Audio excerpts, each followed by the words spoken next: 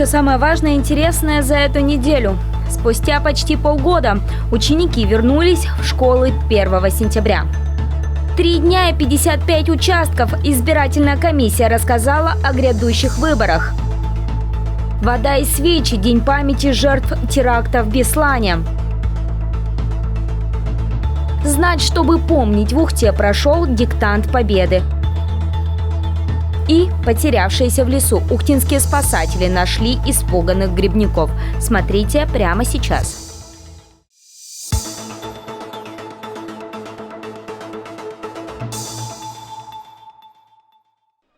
1 сентября. Во всей стране празднуют День знаний. Традиционно начинается новый учебный год.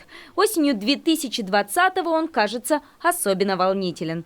Из-за коронавируса ученики не бывали за партами почти полгода. К сожалению, говорить об окончании пандемии пока рано. Поэтому линейки в этот сентябрьский день немногочисленные. Их проводят для тех, кто впервые переступает школьный порог, первоклассников или пятиклашек, если говорить о лицеях, а также для старшеклассников. Но все равно мероприятие радостное, особенно для выпускников. Это их последнее 1 сентября в качестве школьников. Я ощущаю радость, потому что в результате сложившейся пандемии давно не виделась и с товарищами, и с учителями. И немного ощущаю страх, потому что грядущий год обещает быть трудным, но я думаю, что все будет хорошо, и мы все справимся. Во всем можно найти плюсы, и учиться дистанционно мне тоже понравилось, но, конечно, живое общение – это гораздо лучше, его ничто не заменит. Кажется, возвращению в стены родных школ рады все. От так называемой дистанционки порядком подустали. И сами дети, лишенные общения со школьными друзьями и педагогами, и их родители с учителями. Как показала практика, общественность пока не готова к таким кардинальным изменениям. Для полноценного учебного процесса нужно прямое взаимодействие ученика и учителя. Ну и к такой нагрузке не были готовы домочадцы школьников. Правда, несмотря на возвращение в учебные классы, изменения в привычный школьный уклад все же будут внесены. Так, в образовательных учреждениях будут разведены потоки школьников. Дети теперь попадают в школу с разных входов, если таких в здании несколько, а также проходят термометрию. Кабинетная система, она практически будет отсутствовать. Каждый будет находиться в определенном своем кабинете, ну, за исключением, конечно, тех предметов, которые требуют сегодня каких-то лабораторных исследований. Это химия, физика и так далее. Безусловно, при организации питания тоже у нас очень много посадочных мест в каждой столовой, но мы постарались сделать таким образом, развести потоки, опять-таки, детей, чтобы минимальное количество ребят одновременно питались в столовых общеобразовательных организаций. Когда школа вернется к привычному режиму работы с массовыми мероприятиями и активными переменами, пока никто сказать не может. Но о введении нового этапа дистанционного обучения даже думать не хочется. Помимо всего прочего, по словам Натальи Безносиковой, к удаленке не готовы и технически. Например, не везде есть скоростной интернет. Так что, надеемся, в школу ребята вернулись до следующих летних каникул, если не считать короткие межчетвертные. Всего за парты муниципалитета в новом учебном году сядут порядка 12,5 тысяч учащихся. Из них 1300 – первоклассники.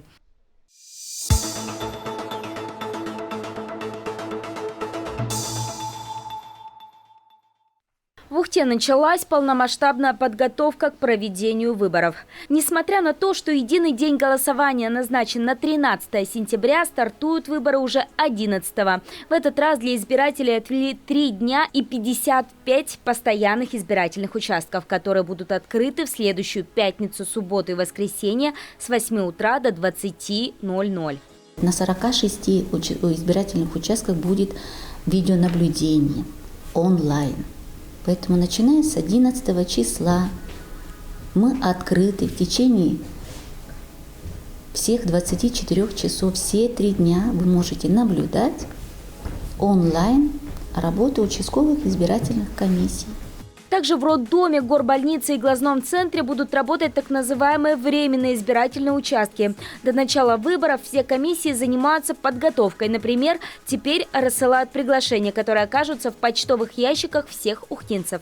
К слову, выборы в Ухте в этот раз масштабные. Голосуем за кандидатов на пост главы региона, а также выбираем составы государственного и местного советов.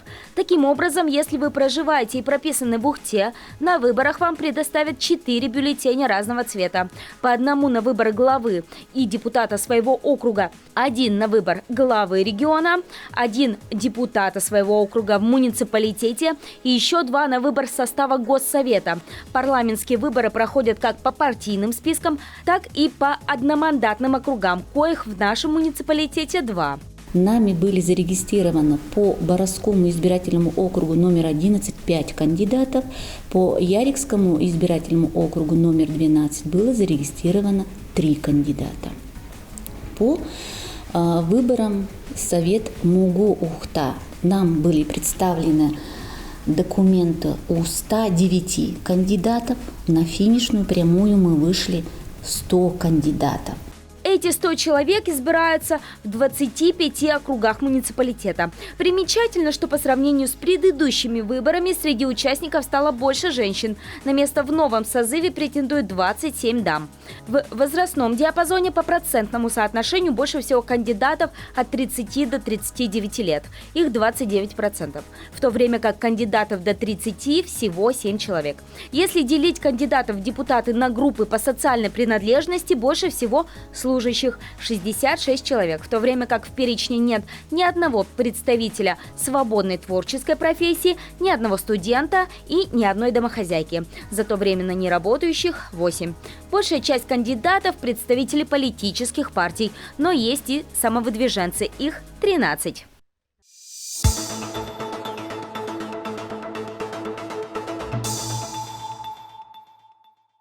Ухтинский аварийно-спасательный отряд завершил поиски грибников недалеко от поселка Нижний Одес. Женщина и мужчина заблудились в лесу за 10 километров от населенного пункта еще 31 августа. Они пошли за грибами, но, услышав рев медведя, ринулись в чащу леса, потеряв направление к выходу. Напуганные люди позвонили в службу спасения. Выехавшие на место спасатели подавали потерявшимся в лесу звуковые сигналы, которые те хоть и слышали, о чем сообщили по мобильному телефону, но не смогли сориентироваться на звук. В итоге им пришлось заночевать в лесу.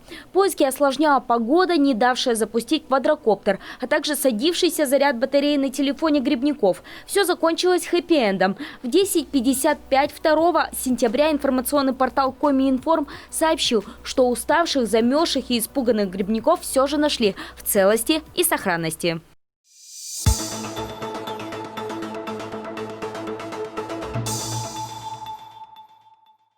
В Ухте, как и во многих городах страны, сегодня отмечают скорбную дату. Одну из самых трагичных в современной истории страны. 16 лет назад был совершен штурм школы номер 1 в городе Беслан. С 1 по 3 сентября в здании образовательного учреждения, которое было заминировано, шел захват заложников. Чтобы помянуть жертв этого чудовищного террористического акта, ухтинцы собрались у памятника «Черный тюльпан». Террористы удерживали в здании школы более 1000 человек. Детей, их родителей и сотрудников школы. Несгибаемым отцам и матерям Беслана. Всем тем, кто погиб в пекле пылающего ада. И кто выжил в эти страшные сентябрьские дни, посвящена наша акция. Помимо этого, после трагических событий 72 ребенка и 69 взрослых остались инвалидами.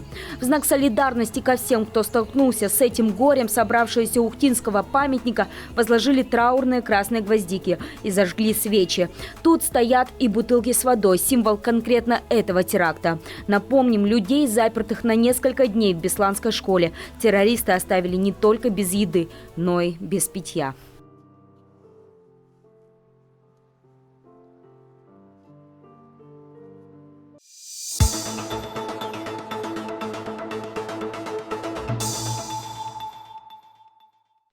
3 сентября во всех городах России еще в 75 странах прошел диктант Победы. Акция приурочена к 75-й годовщине Победы в Великой Отечественной войне. Участником мог стать каждый, у кого было на то желание и кто заранее зарегистрировался на официальном сайте диктанта. К слову, тех, кто этого сделать не успел, но желание проверить свои знания и приобщиться к акции имел, регистрировали прямо на площадке. Центром проведения акции в нашем городе стала школа номер 3. Тут отмечают, это мало похоже на классический диктант, зато формат известен старшеклассникам и выпускникам школ последних лет. Проходит в виде тестовой части. Особенно хорошо знакомы ребятам, которые участвовали в экзаменах ОГЭ и ЕГЭ, заполняют бланки со своим номером и отвечают на вопросы, получают на свои парты индивидуальные пакеты с заданиями, работают в бланках. На работу у участников 45 минут. За это время они должны были выбрать варианты ответов на 25 вопросов. По словам самих участников, диктант Победы оказался достаточно сложным. Даже те, у кого знания по истории свежи, нынешние школьники, справились не совсем. Но актуальности диктант от этого не теряет. Акции подобного рода становятся традицией, которая интересна современным подросткам. Я считаю, что нужны, чтобы молодежь могла проявить свои знания. Также данные акции позволят долго не забывать о подвиге наших предков, которые сражались за будущее поколение, за мир во всем мире. Помимо прочего, победа в этом тесте может принести выпускникам бонусы при поступлении. Абитуриенты следующего года при лучшем результате в регионе или при победе на федеральном уровне могут получить бонус при поступлении. Старшеклассники-победители получат плюс 5 баллов к результатам ЕГЭ. Правда, на региональном уровне будут выбраны всего 5 победителей, а на всероссийском 20 участников, которые быстрее и точнее всех решили тест.